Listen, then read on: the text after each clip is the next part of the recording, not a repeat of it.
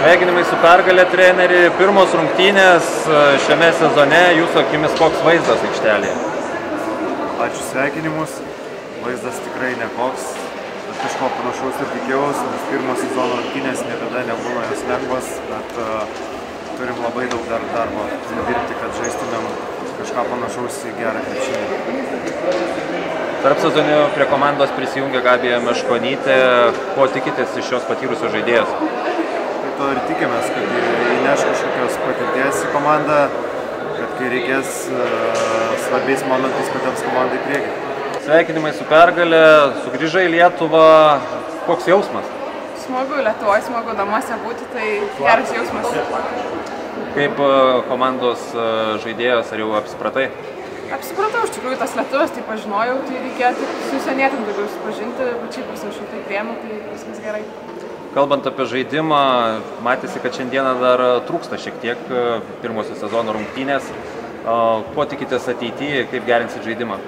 Iš tikrųjų labai reikia gerinti ir gynybą, ir puolimą. Kažkaip šiandien dar, sakyčiau, porą kėlinių buvo neblogai, bet gale tikrai buvo prastai ir per daug klaidų ir kamuolių ir leidom Santai per daug sužaisti, tai viską reikia gerinti.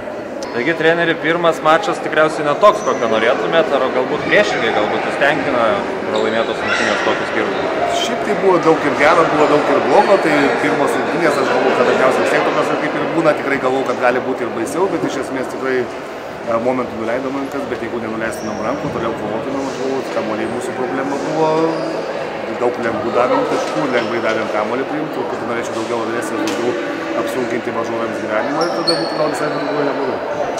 Kalbant prieš sezoną, ko reikia Aistėms, kad jos būtų konkurencingesnės nei pernai? Manau, daug darbo.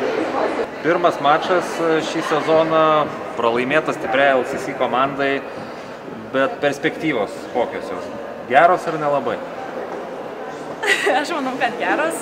Jauna komanda, ambicinga komanda, nori siekti pergalių. Aš manau, kad įdėjus daugiau darbo, noro ir pastangų, manau, viskas įmanoma, nesvarbu, kad esame jaunesnės ir panašiai.